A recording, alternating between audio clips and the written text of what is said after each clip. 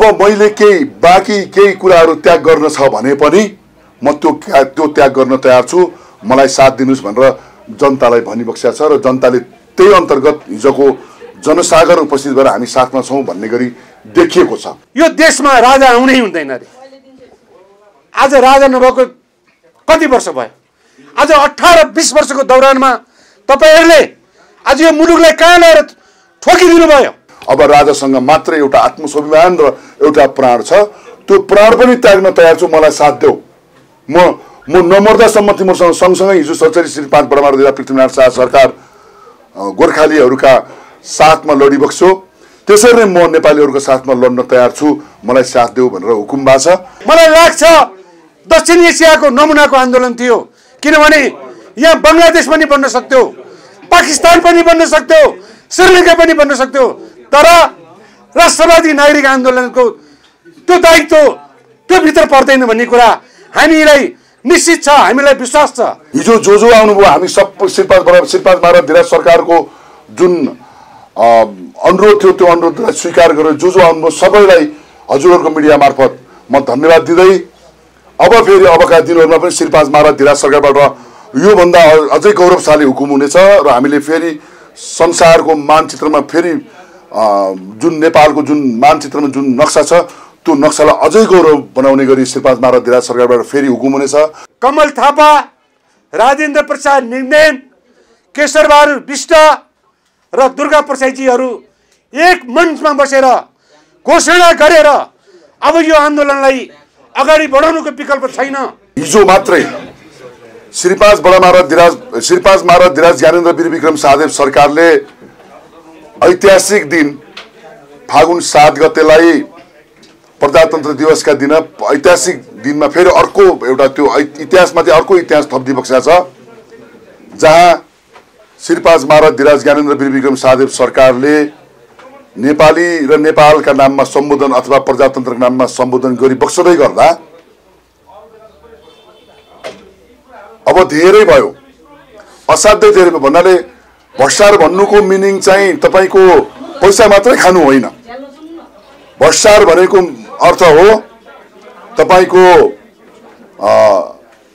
तपाईले बुवालाई नढोग्नु पनि भ्रष्टाचार हो, तपाईले बहिनीलाई नडोग्नु पनि भ्रष्टाचार हो।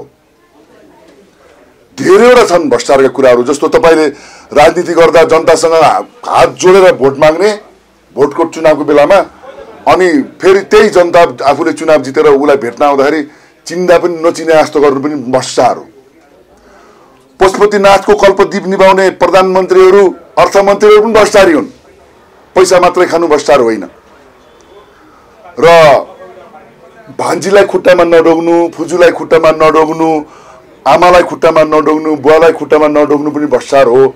त्यस्तै नेपालको सन्दर्भमा राजालाई मान्दिन भन्ने पनि अर्को ठुलो महाअपराध हो र ठुलो भ्रष्टाचार हो। त्यसो त यो सबै खालको सामाजिक, आर्थिक, राजनीतिक, ऐतिहासिक हरेक हिसाबको जुन भ्रष्टाचार छ त्यो भ्रष्टाचारको निर्मूल गर्नका निम्ति एउटा मात्रै त्यो एउटा बहुमूल्य मन्त्र छ, त्यो संवैधानिक राष्ट्र संस्था र बहुदलीय प्रजातन्त्र हो। यसले मात्रै सम्पूर्ण जनताका समस्याको सम्बोधन गर्न सक्छ, राष्ट्रियताको सम्वर्धन गर्न सक्छ, संरक्षण गर्न सक्छ, स्वाभिमानको संरक्षण गर्न सक्छ र मुलुकले विकासको गति लिन सक्छ। त्यसले गर्दा श्रीपाज महाराज धिराज ज्ञानेन्द्र वीर विक्रम शाहदेव सरकारले जुन हुकुम बक्स भयो प्रजातन्त्र दिवसको दिन, मलाई सबै श्रीपाज महाराज धिराज सरकारको सबै बोलीहरू विष्णु भगवानले बोलेको जस्तै सोसरह नै हो हामी नेपालीहरूका लागि। र त्यसमा पनि असाध्यै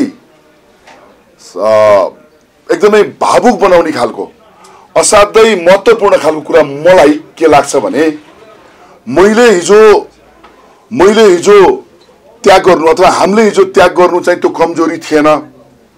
यदि कसैले कमजोरी भन्ठान्नु भएको छ भने त्यो चाहिँ भुल हुन सक्छ, किनभने म जनता र मुलुकप्रति उत्तरदायी भएर जनता नमार्नका निम्ति मुलुकलाई अफगानिस्तान, सुडान, इजिप्ट, कङ्गो नबनाउनका निम्ति मात्रै मैले 240 वर्षको पिता पुर्खाले दिएको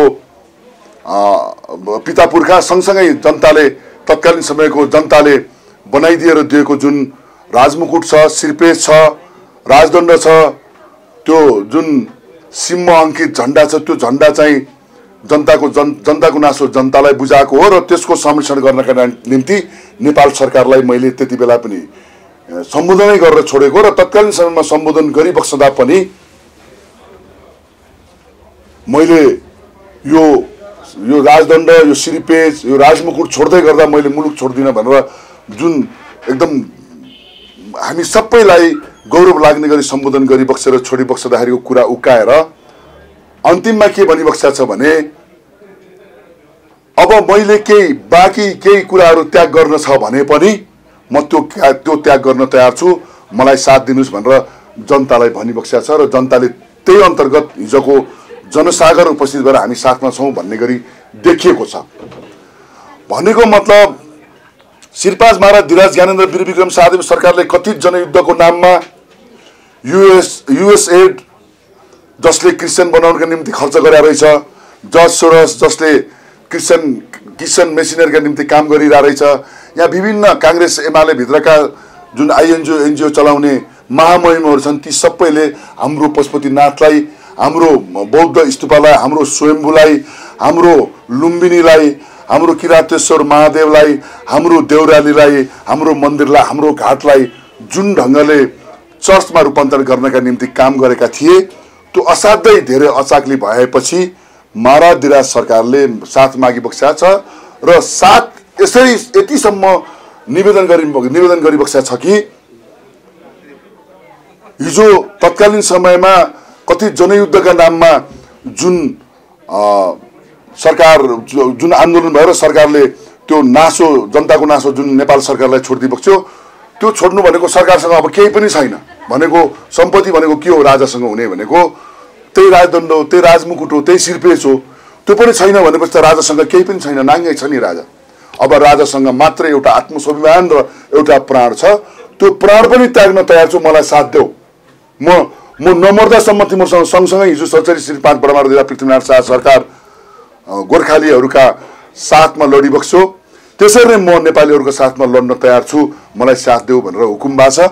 तदनुरूप हामी सबैले, तपाईँहरू जुन पत्रकार साथीहरू हुनुहुन्छ, आफ्नो ठाउँमा बसेर जसरी हिजो 12 भाइहरूले अनि महजोडीहरूले जर्ज सोरस र युएसएडको पैसा खाएर जुन ढङ्गले संवैधानिक राज संस्था, बहुदलीय प्रजातन्त्र, हिन्दू अधिराज्य नेपाल सकाउनका लागि काम गरे, अब यसको पुनर्स्थापना गर्नका लागि अथवा अब हामीले हाम्रा भावी सन्तति विदेश नबेच्नका लागि र विदेश बेचिएर दुःख पाएर रोएर बसेका अथवा कहिले मुलुक जान पाऊँ, कहिले बाबुआमाको काखमा बस्न पाऊँ भन्ने छोराछोरीलाई फिर्ता गर्नका निम्ति हामीले आफ्नो ठाउँबाट काम गर्नुपर्ने जरुरी छ। हेर्नुहोस्, भर्खर तपाईँको आज 1 वर्षभन्दा थोरै माथि मात्रै भयो विपिन भाइ, हाम्रो विपिन भाइ हरायो। अहिलेसम्म हामीले भेट्न पाएको छैनौँ, देख्न पाएको छैनौँ, न सास भेट्टेछ, न लास भेट्टेछ, न ज्यान भेट्टेछ, न च्यान भेट्टेछ। यो त एउटा प्रतिनिधि पात्र मात्रै हो, समाचारमा आएको मात्रै, यस्ता धेरै घटनाहरू छन्। निर्मला पन्तको हत्या भएको आज वर्षौं बितिसक्यो, लोकतन्त्रको दुहाई दिन्छन्, तर निर्मला पन्तको जघन्य हत्या मात्रै होइन, बलात्कार गरेर जघन्य अपराध हत्या गरेर आज निर्मला पन्त छोरीको अहिलेसम्म त्यो हत्यारा बलात्कारी भेट्टेकै छैन। सम्झना बिक जो सानी बच्ची थिए, उसलाई मन्दिरमा गएर बाबुआमाले प्रार्थना गरेर, हजुरआमा हजुरबाउले प्रार्थना गरेर मेरो छोरी दीर्घायु भइराखोस् भन्ने ठाउँमा मन्दिरको पछाडि लगेर बलात्कार गरेर हत्या गरिरहेको छ। अहिलेसम्म त्यसको अपराधी भेट्टा छैन भनेपछि यो लोकतन्त्र होइन, यो लुटतन्त्र हो।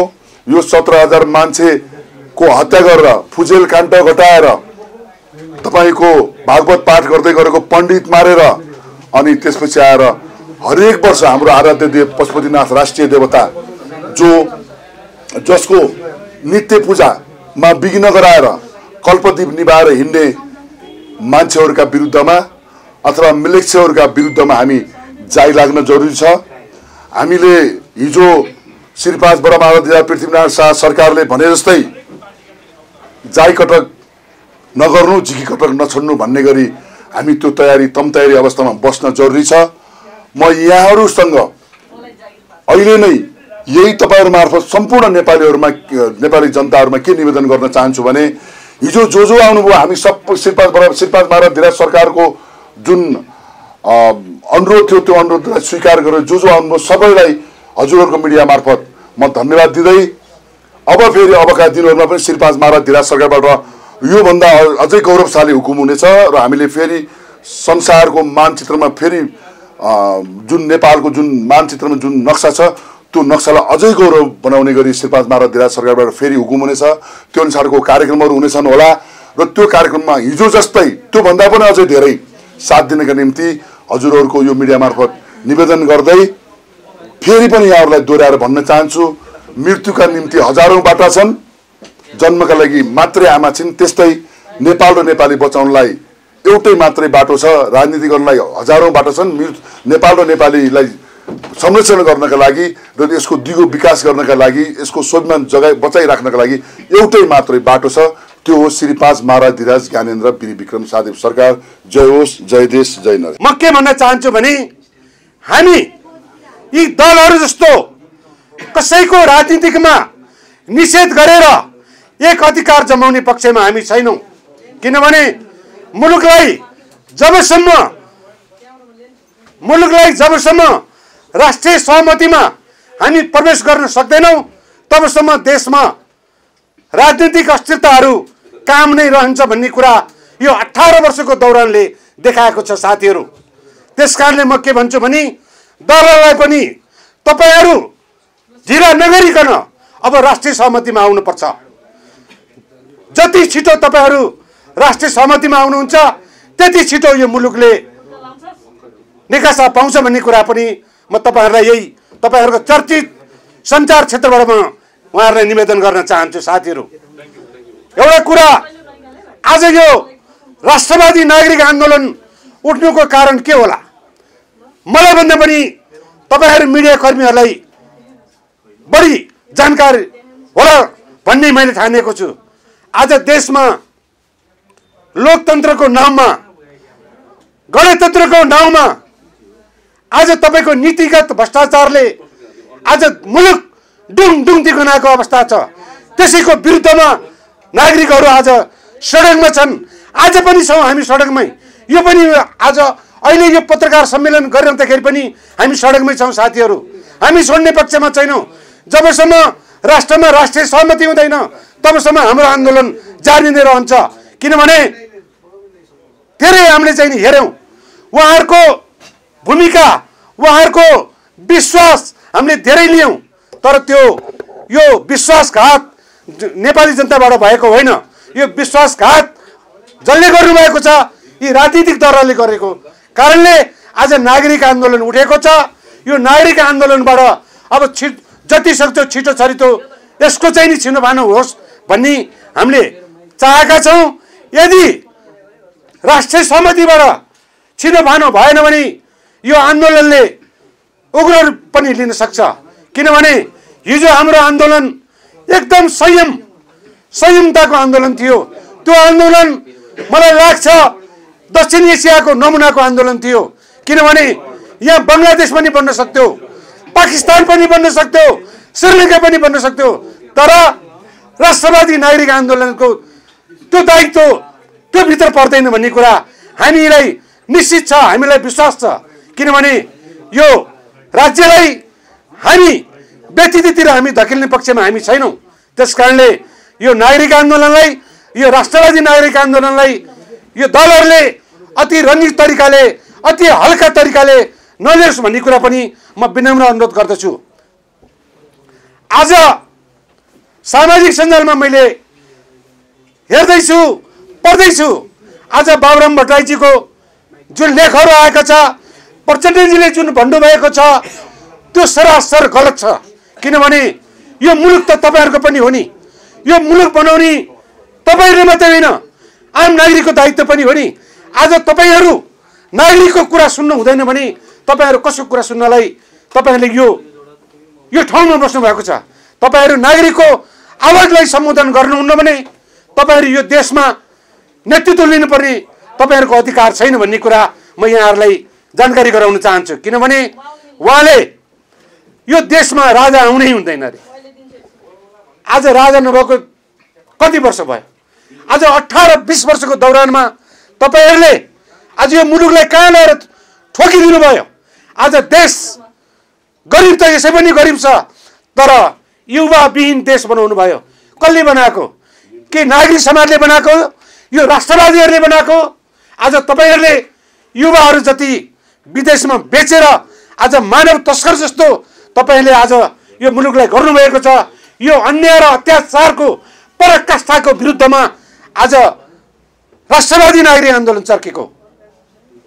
म तपाईहरुलाई अझ पनि म चुनौतीका साथ भन्न चाहन्छु, यदि सच्चिलो हुन्छ भने राष्ट्रवादी नागरिकले तपाईहरुलाई सम्मान गर्नेछ। यदि सच्चिलो हुन्न भने यही राष्ट्रवादी नागरिक आन्दोलनले तपाईहरुलाई ठाउँमा ल्याएर कारबाही गर्नेछ भन्ने कुरा पनि म तपाईहरुलाई जानकारी गराउन चाहन्छु। किनभने तपाईहरुको यो अत्याचारको पराकाष्ठाले नागेको छ, भ्रष्टाचारको सीमा नागेको छ। भ्रष्टाचारको कुरा मैले गरेको होइन। भ्रष्टाचारको कुरा तपाईकै सम्मानीय पूर्व प्रधानमन्त्री बाबुराम भट्टराईले गण्डकी विद्युत परियोजनाको 9 अरब रुपियाँ दाम शेरबहादुर देउवा, केपी ओली, प्रचण्डले 3-3 अरब रुपियाँ बाँडेर खाएको भनेर त सामाजिक सञ्जालमा एक छत्र विश्वले हेरेका छन्। त्यसै कारणले आज तपाईहरुको यो लाखमा हैन, करोडमा हैन, अर्बौं र खर्बौंमा तपाईहरुले भ्रष्टाचार गर्नुभएको छ। यो नेपाली जनताको भविष्यमाथि खेलवाड गर्नुभएको छ। यो जिम्मा कसले लिने? के स्वतन्त्र नागरिक समाजले लिन्छ? राष्ट्रवादी नागरिक आन्दोलनले लिन्छ? यो आन्दोलन यो जति पनि तपाईहरुले व्यथिति र विसङ्गति यो मुलुकमा सिर्जना गर्नुभएको छ, यो जिम्मा तपाईहरुले लिनुपर्छ भन्ने कुरा राष्ट्रवादी नागरिक आन्दोलनले ठहर गरेको छ। तपाईहरुले आन्दोलनको रूपरेखा हामीबाट सिक्नुस्, नेतृत्व परिवर्तन हामीबाट सिक्नुस्, तर तपाईहरुको जस्तो बिग्र तानासा हामी हुन चाहन्नौ। हामी भनेको यो देशको जिम्मेवार नागरिक हौं।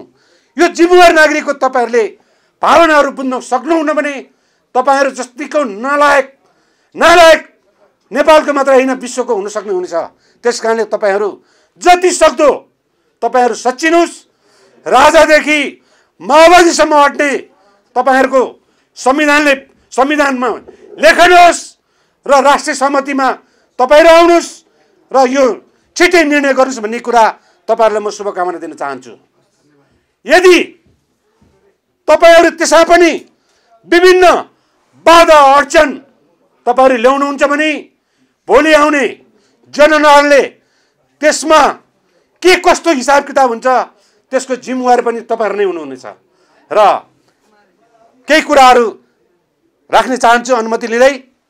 र यो राष्ट्रवादी नागरिक आन्दोलनलाई नेतृत्व गरिदिनको लागि म पार्टीका भनौं या राष्ट्रवादी नेता कमल थापा, राजेन्द्र प्रसाद निगदेन, केशरबहादुर विष्ट र दुर्गा प्रसादजीहरू एक मञ्चमा बसेर घोषणा गरेर अब यो आन्दोलनलाई अगाडि बढाउनुको विकल्प छैन भन्दै तपाईहरु मञ्चमा आएर नेपाल र नेपालीलाई र विश्व जगतलाई एकचोटि त्यो एकै आन्दोलनको चाहिँ एउटा मोर्चाको एकैबद्धता गरेको संसारलाई जानकारी दिनको लागि पनि म हार्दिक अनुरोध गर्दै म तपाईहरुबाट आफ्ना यही भनाइ राख्दै तपाईहरुबाट बिदा हुन्छु।